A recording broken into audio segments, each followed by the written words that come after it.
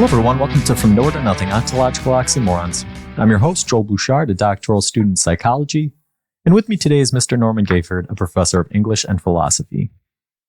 If there's a topic you'd like us to cover on the show, feel free to email us at fromnowheretonothingpodcast@gmail.com or contact us on our Facebook page. As promised, after looking at the lives and works of Montaigne and Pascal, today we will compare and contrast their ideas while attempting to synthesize a rational philosophical position in light of our own context. This won't be any small feat, but it is an important exercise that is undertaken by philosophers and scientists regularly in many areas.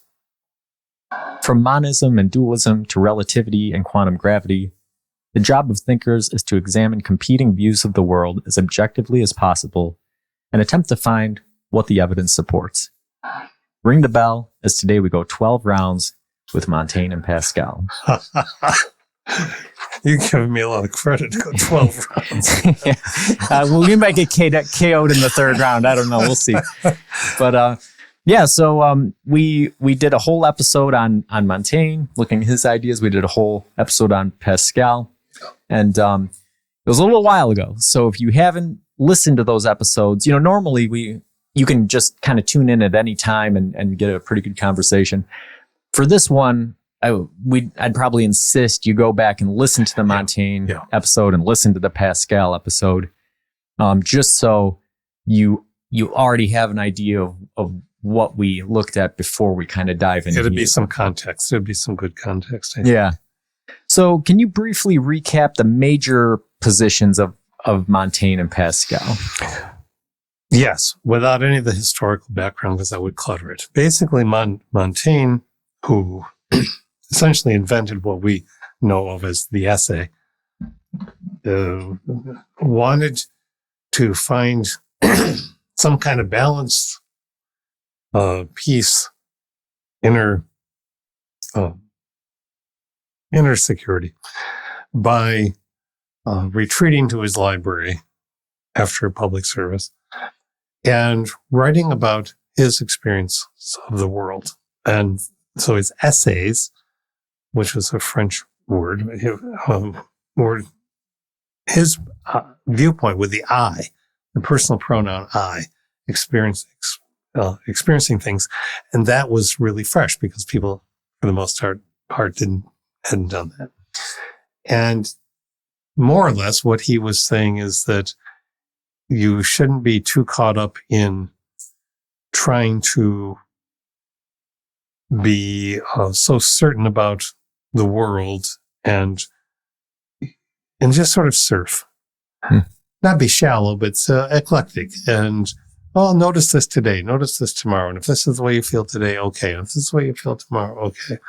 But not to be stridently committed to one position. So it's not the meaning of life.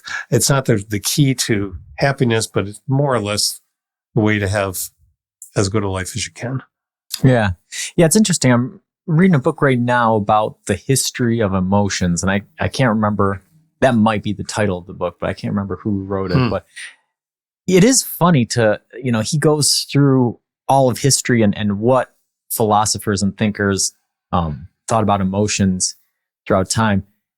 And it's funny that sort of the concept of emotion didn't emerge until around that time period. Yes. You had, the various philosophers talked about passions and different things, but the concept of the subjective experience of feelings was really right about the time that Montaigne came around and started to use the subjective I in the essays. Exactly. That's good background for it. And he believed things, you and I have talked about this plentifully over the years, but he thought that we ought to be paying a lot more attention to the fact that animals have more intelligence than we give them credit for. He often would go to that. He didn't have much time for philosophers, because he was convinced that any philosophical system is going to be taken down by some other philosophical system. And he felt the same way about religion. You shouldn't be committed to one religion because This other one has some truths too, and this other one has some truths. So he sounds to a current person perhaps relativistic.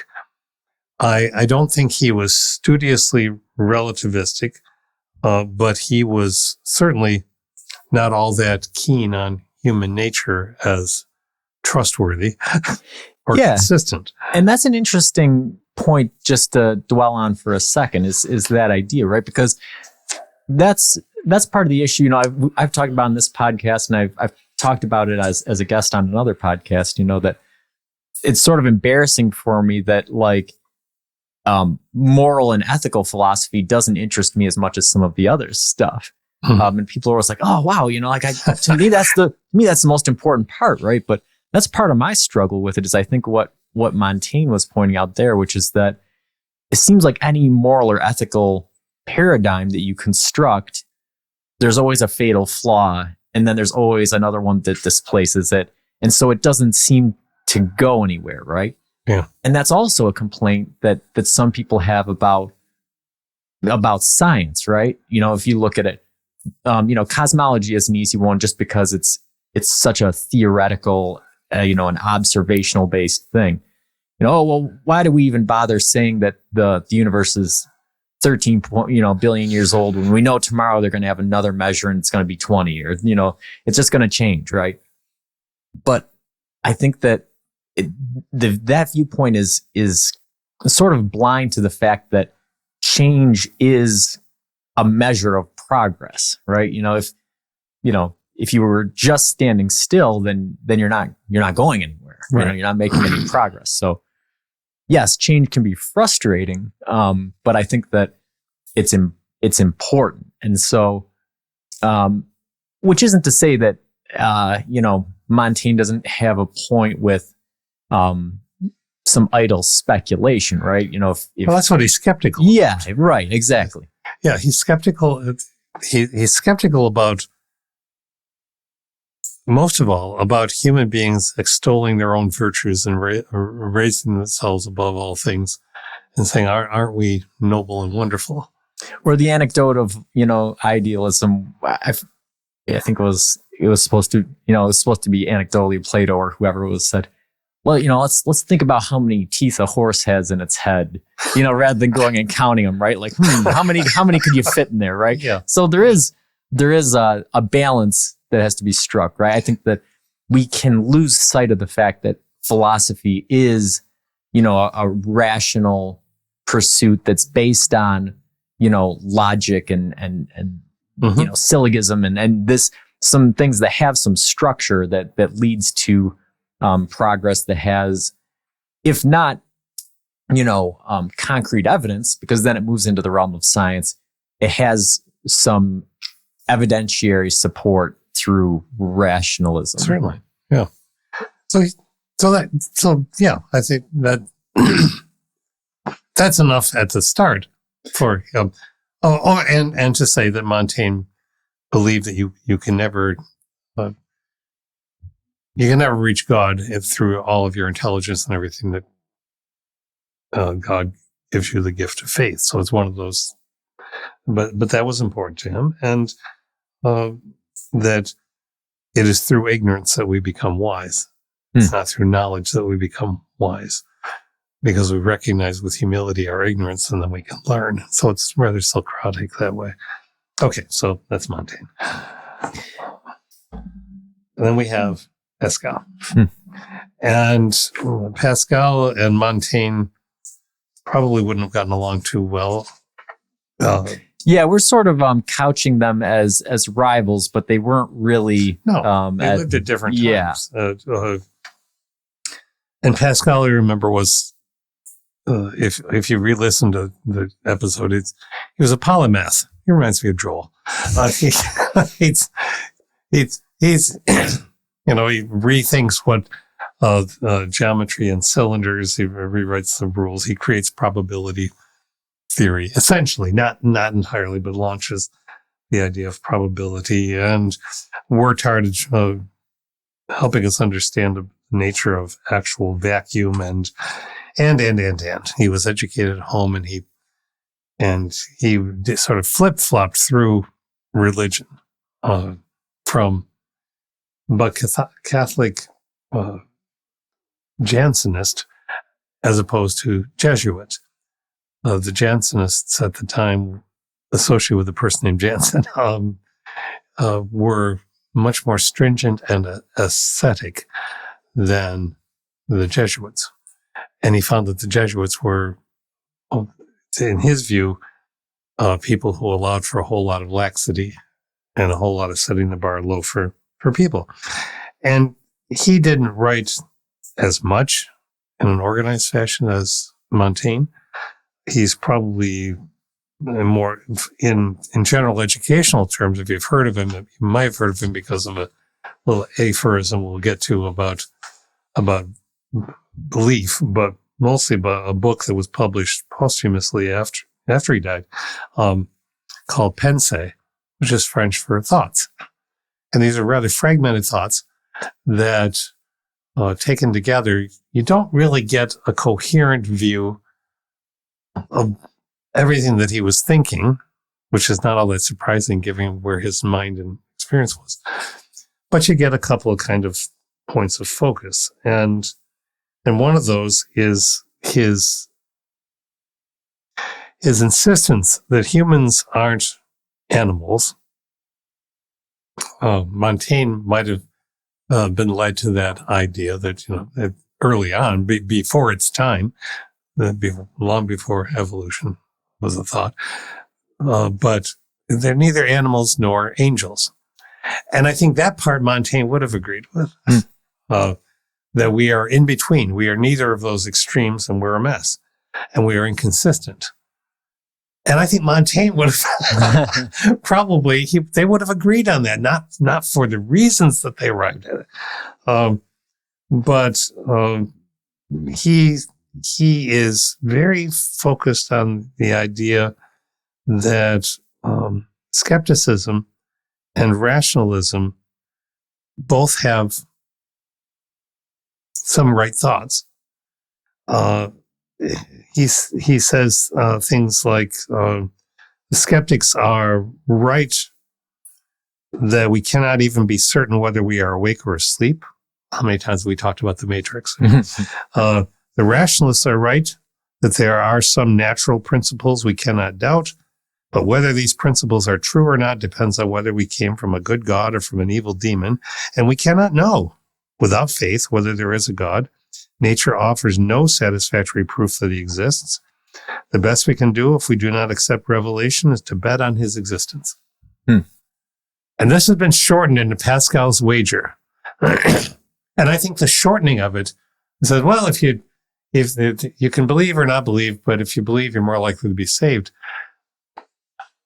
I think that demeans. Yeah, it doesn't really convey the same message. But no, it's saying, it's rationally, maybe God doesn't exist, but does it hurt to think that God might? And I think that's where he might be considered different than Montaigne. But he's not putting feeling above rationality. He says really that we have two different ways of thinking at the same time, because he's always talking about the bifurcation of humanity, this collision of things. We're beasts and we're angels, but we're neither. We're just this mess in between. And so there's deductive reasoning and then there's intuitive reasoning. And he accepts them both. And that's way too complicated for some people around him. Yeah. Yeah. So that's a good recap.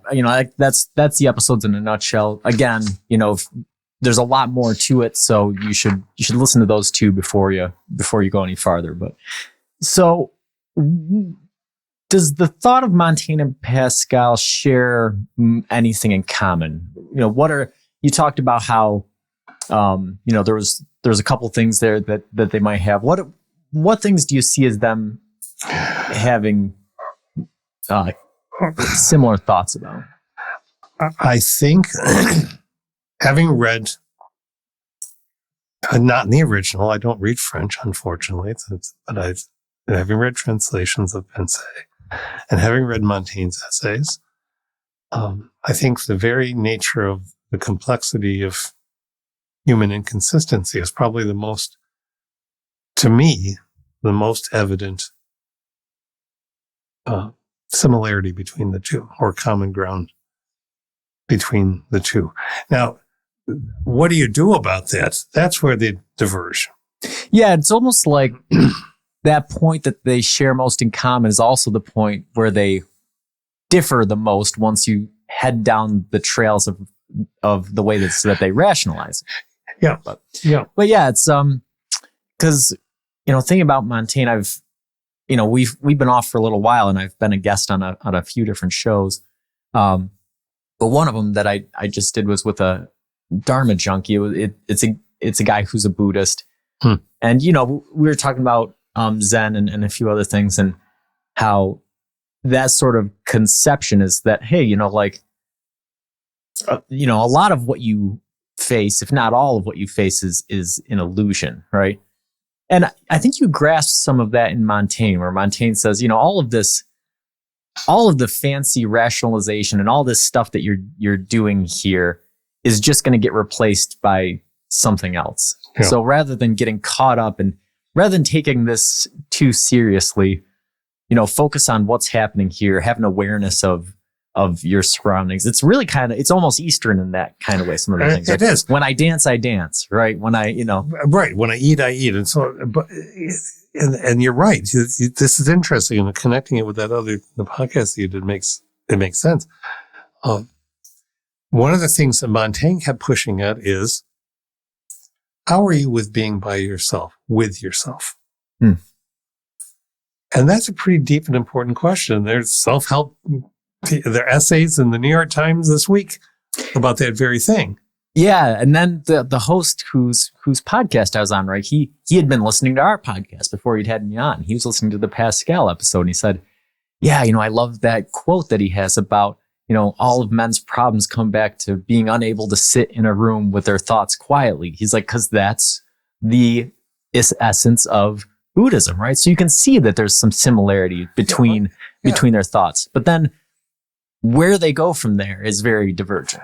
It is divergent because Montaigne's thought is, eat when you want to eat, make love when you want to make love. If we go, it didn't exist for hundreds of years. It wasn't there yet. But if we go back to the ladder, or the pyramid, or what from achieving base needs on the way to self. Yeah. Maslow's hierarchy. Montaigne is essentially saying the way you get to that. I think Montaigne would say, nah, it's not a hierarchy. It's just, now you eat. Now you come to wisdom by belonging to yourself. So do you think Montaigne was a hedonist at core, or was there something that separated him from that? Well, I don't think he was a hedonist at core, unless he was a very closeted hedonist, because in how we generally think of hedonism, eat, drink, and be merry, because tomorrow you'll die. Carpe diem. All right. So we generally associate that with partying, drugs, whatever, excess. He went home and went into his personal library. He built his personal library, and he sat and he read, and then he wrote. And then he went outside and he walked a little, and then, and of course it's more complicated than that. But he ate different things that he wanted to eat. I can't tell you what, off the top of my head, what his range of foods available to him was, but it doesn't sound like excess. If he locked himself in his library and never came out again, like some kind of fortress of solitude, that might be considered unbalanced and excessive. But in fact, he did come out sometimes. He kind of made it sound like he didn't, but he did. So no, I don't think that's hedonistic, but I think people might think he's being more hedonistic than Pascal. Yeah, there's a fine line there, right? Because again, I go back to some of the Eastern philosophies, right? I think that, so yeah, is there anything wrong with the pleasures of the flesh, right? I think Montaigne would say no, but at the same time, I think that he's basing that off of an awareness or an enjoyment of what's happening at the time, rather than, like you said, sinking into excess and vice to the point where it's destroying the rest of your life, right? Or where you're, you're no longer able to engage with other aspects. And this is why I'm perhaps overly boringly, if I have to say the word, dwelling on this, but here's Pascal. All of humanity's problems stem from man's inability to sit quietly in a room alone. And here's Montaigne. The greatest thing in the world is to know how to belong to oneself. That means getting in tune with not having any other things intruding on your consciousness, which is what meditation is about. But they're very similar in those ways. But I think that Montaigne can be viewed as being more passive, putting his hands up and saying, right, Hakuna Matata. This is this is as good as it's going to get. So let's just enjoy what we have. Yeah. Okay. So we've talked about their common ground there. So now let's dive into which concepts you see as being most opposed in the two men's philosophies. And we sort of just talked about how they start from this similar point. But I think you hit the nail on the head there, right? They both come to the same conclusion, right? That man's primary problem is this restlessness, or this inability to identify with himself, right? Right. And Montaigne says, like you said, well, become in tune with what it is that you actually want, and you'll have a happy life. Whereas Pascal says, we're restless, and so as a result, we should search harder for what's beyond. Right? Yeah, Pascal is definitely, we got to work harder at this. Montaigne is saying, stop working so hard at this. Yeah. Really, that's overly simplistic, but I think that's really what's happening. So, when Pascal says men never do evil so completely and cheerfully as when they do it from religious conviction, that hits home for me. You're not going to get more opposite to Pascal than that, probably. Right. And so Pascal says this. Montaigne would, we'll get back to him, but the idea is that implied in that statement, and so many of his observations are, you got to work. You got to think about this. You can't just sit back and say, oh, I'm a Jansenist, and so it's okay, or I'm whatever, an Anabaptist, or whatever it happens to be. At his time, it's not enough to say, because religion really does a lot of bad stuff. And he was a man of faith, but only faith that comes from challenging your religion and saying, no, this can be better. This is wrong. This is flat out wrong. This is systemically awful. I'm using 21st century terms, but essentially what he seems to be saying. And for him, it is a drivenness, I think. I would prefer an intelligent hell to a stupid paradise. Well, and this comes back to... That's a pretty... this comes back to that the extended version of Pascal's wager that you were talking about earlier, right? Yeah. Which is, you can't rationally prove that God exists based upon what we can see, but what's the harm in believing in him? Well, it turns out there's a great lot of harm in believing in him if you're not willing to challenge or reflect on the teachings, that exist, right? Both of them were humanists. Yeah. I'm sorry. No, I think, that's pretty much it, right? Which is just that, Pascal was somebody who was always looking a little bit deeper, always reflecting and challenging. And I think that if all religious people had that sort of mindset, then maybe the conception of God wouldn't be as dangerous as it is, right? And I think, again, the intelligent hell versus the dumb heaven, right?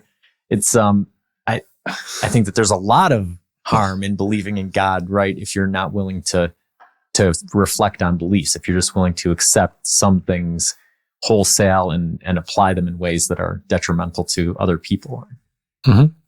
I think for me, one of the most and this isn't a huge long quotation, but it's not one that I often encounter. I was going back through my books, and Pascal says, "Man is only a reed, the frailest thing in nature, but he is a thinking reed. To crush him, it does not take the whole universe in arms. A breath of wind, a drop of water is enough to kill him." Which sort of is prescient, looking toward the idea of viruses and things, right? But were the universe to crush him, man would still be nobler than his killer. For he knows that he is dying and that the universe has the better of him, but the universe knows nothing of this. H.P. Lovecraft. That's what? Yeah.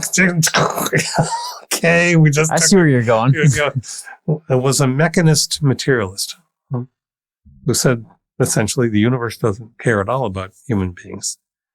And his stories were about frightening things in the universe that didn't give a hoot about human beings, right? But for Pascal, there is it's not a battle, a wrestling. I think it's a wrestling. I think going on here. Man is an animal and an angel and neither, but has the nobility, or if not nobility, the undeniable character of recognizing his own mortality and staring back at the universe and saying, "I know what you're doing. You don't know anything." Now, that is not common theology in his time. Nor, for one could easily say in the United States, at least for a lot of people in our time. And I think built into that quotation is the whole idea of push pull. Don't be complacent. Keep working at it. Keep working. That is pretty significant. Yeah. Yeah. So, yeah, it's just a really interesting position. So let's put it in more cogent terms. What do you see as being the positions that Montaigne and Pascal had that were oppositional in Okay. All right. Yeah.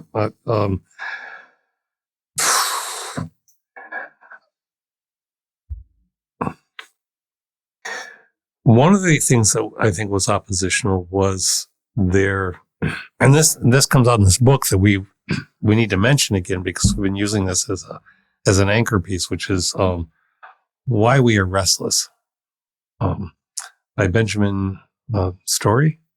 I think that was it. And one of the things that comes up in the book is the notion of friendship. And I think this is one of their points of opposition. This is kind of subtle, I guess, but there's a cogency to it, where Montaigne can't. He has such a close friend, this other man. He cannot adequately say. He says, if you press me to say why I loved him, I can say no more than because he was he and I was I.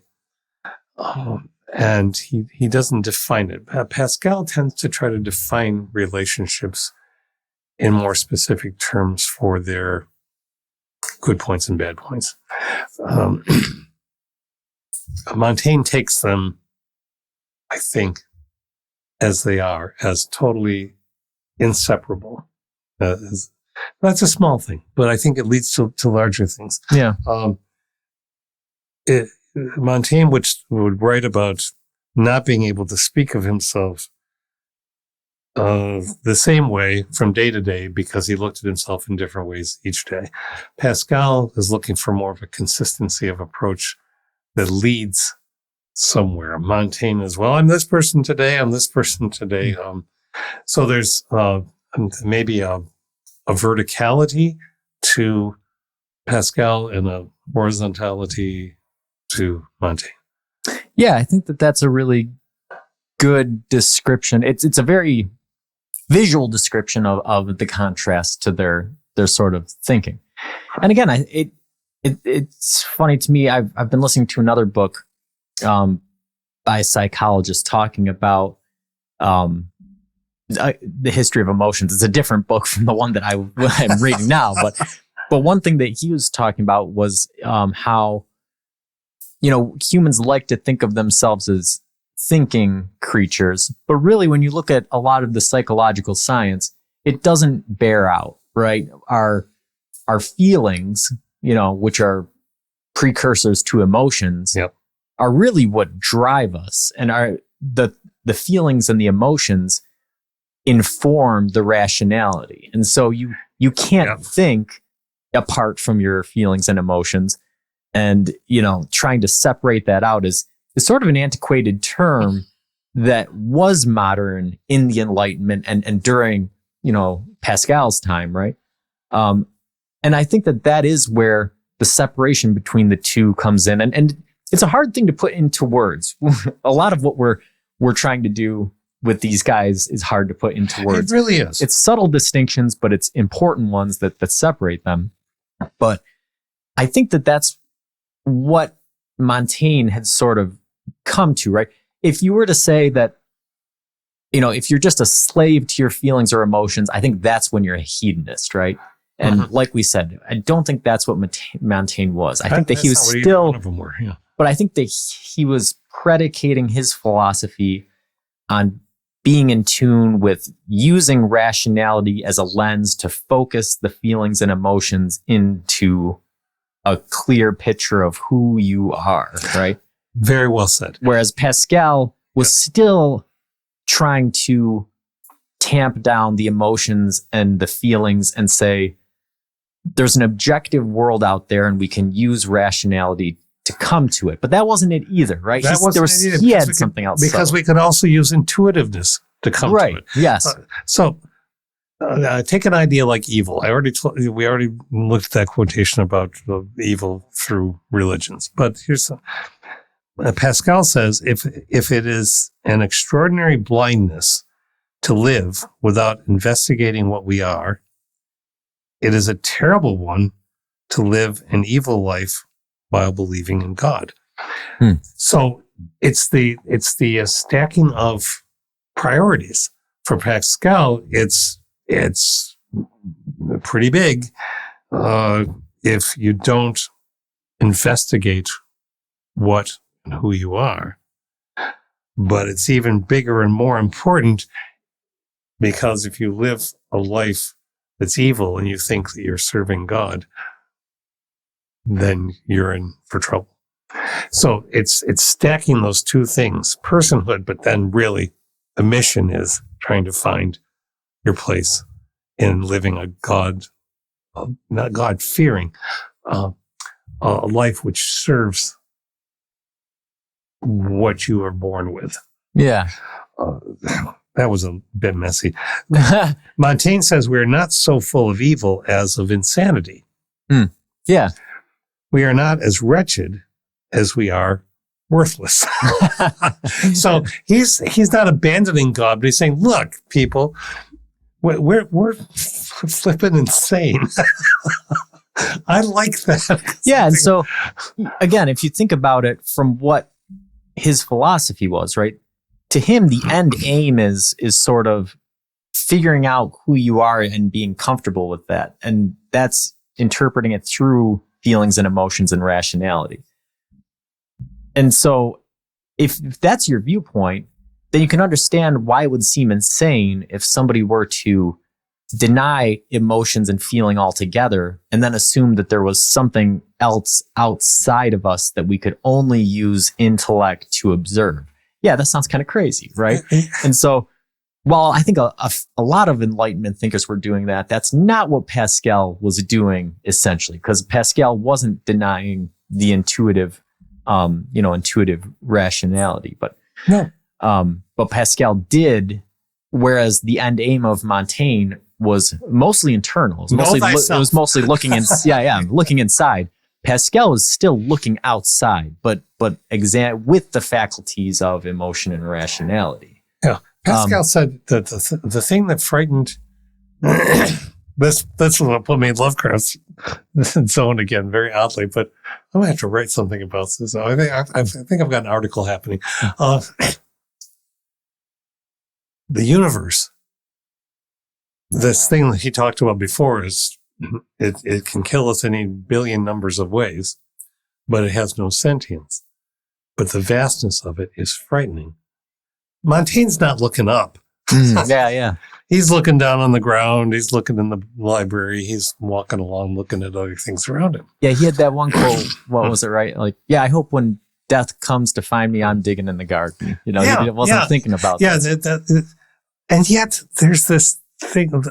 I get what niggles at me about the book, and I love this book that we've been reading. Because it makes one think and it makes one revisit notes, and so it's all good. But keeping in mind that idea of what Pascal said, a human being is a reed, but an intelligent reed can be done in by the universe in a number of ways, but it's better than the universe because it knows it's going to die. Montaigne says, there's nothing of evil in life for him who rightly comprehends that death is no evil. To know how to die delivers us from all subjection and constraint. We know we're going to die. That's it. Okay, just come to terms with that and we're fine. Pascal is saying, we know we're going to die. The universe is going to get us. And the fact that we know makes us better. I think Montaigne just saying, hey, it's going to happen. Right. Yeah. So get on with life while you can.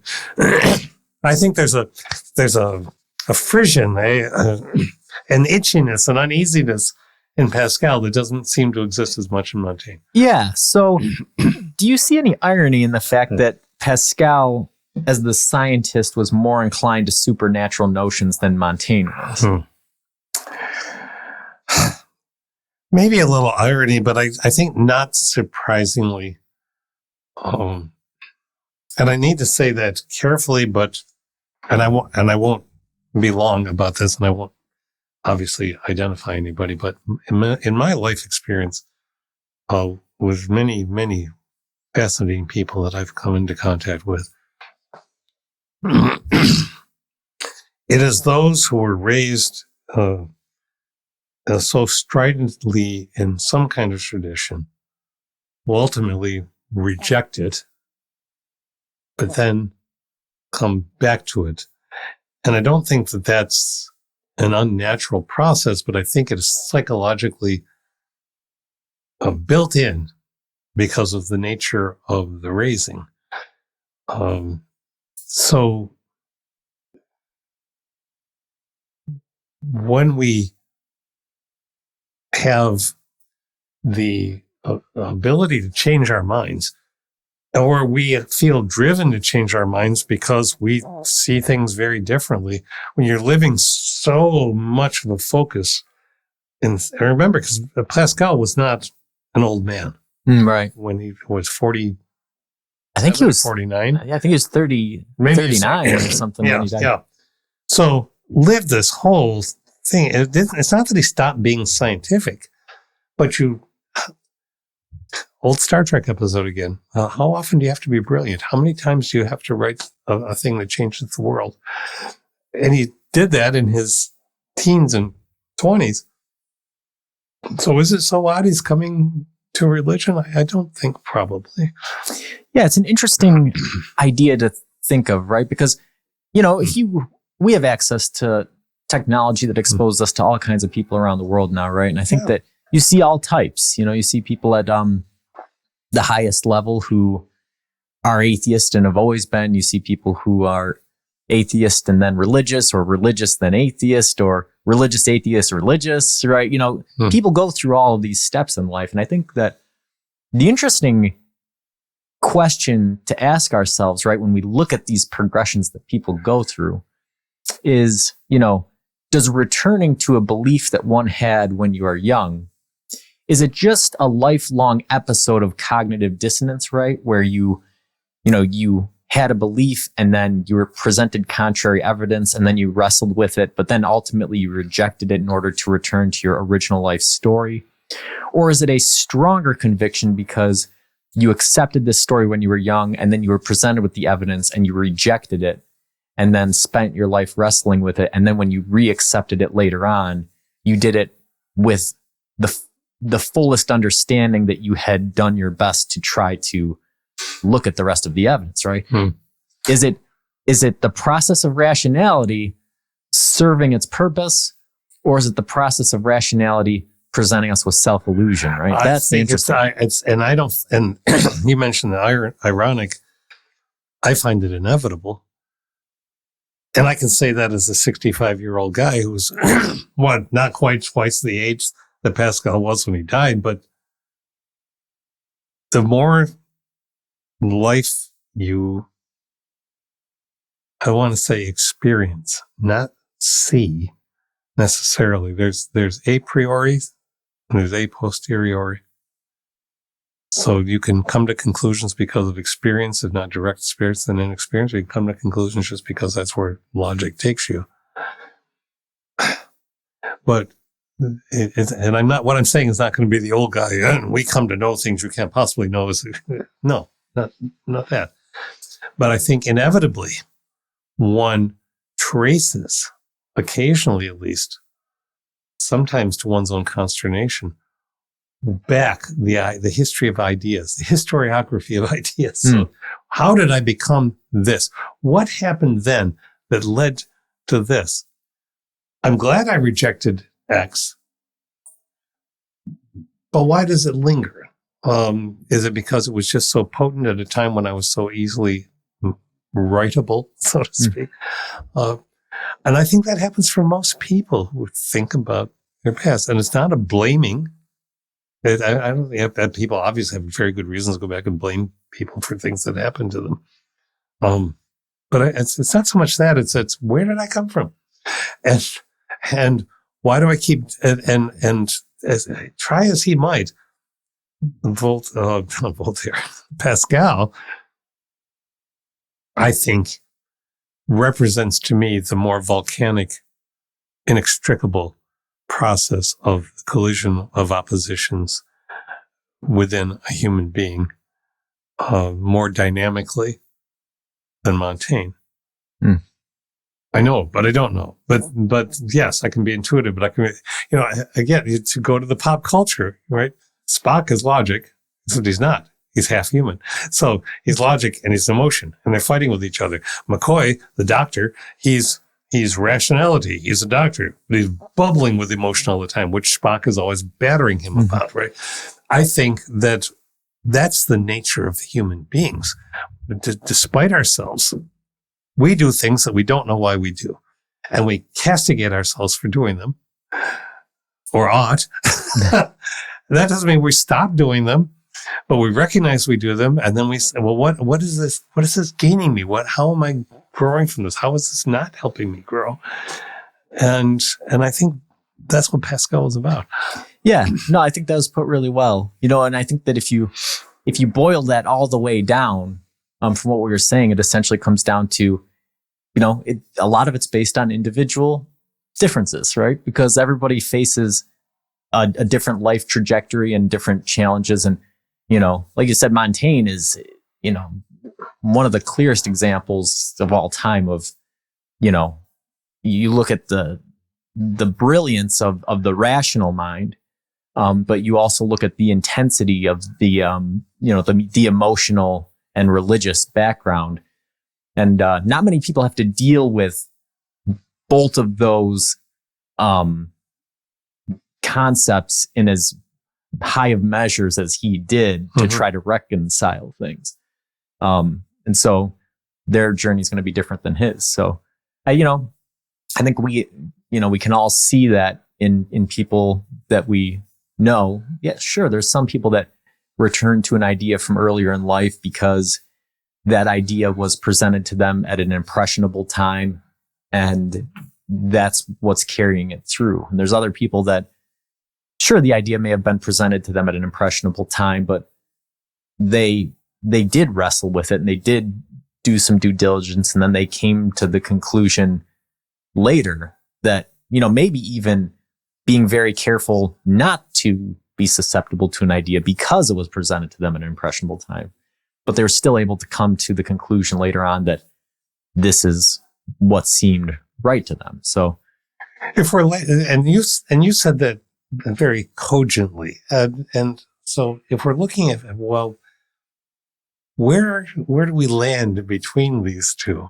I'm not sure that it's necessarily useful to land somewhere between them, but rather just say, what are the questions and expectations of themselves that they have, and which of those speak more to what we're interested in thinking about our own selves and our own lives? Yeah, and that's kind of the last question I had here was, in light of their work, how do we decide how we should live, right? You're so tricky because you know bloody well we don't decide. we encounter some. All right, I'm an eclectic, and so not uncharacteristic to say this or surprising. We encounter something. We read a new book. We meet a new person. We have a conversation we haven't had before. And we ruminate on that. We think about it.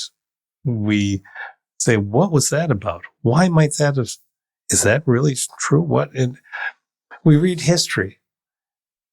We read more history. We find out more of where we came from and of the numerous reasons that things happened. And we become less certain that we are the best or the rightest or the truthfulest or